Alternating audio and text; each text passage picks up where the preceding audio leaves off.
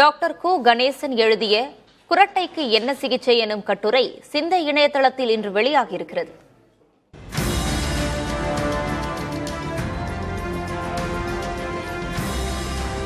குரட்டை என்பது வெறும் சத்தம் மட்டுமல்ல, அது ஆரோக்கிய குறைபாட்டின் அறிகுறி என்கிறது டாக்டர் கு கணேசன் எழுதிய இந்த கட்டுரை.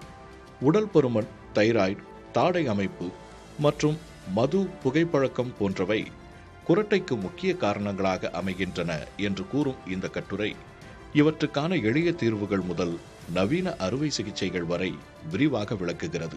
குறைந்த பாதிப்பு உள்ளவர்களுக்கு தாடையில் பொருத்தப்படும் கிளிப் சிகிச்சை மற்றும் அழுத்தமான காற்றை செலுத்தும் சிபேப் கருவி ஆகியவை சிறந்த பலன் தருகின்றன என்கிறது இந்த கட்டுரை.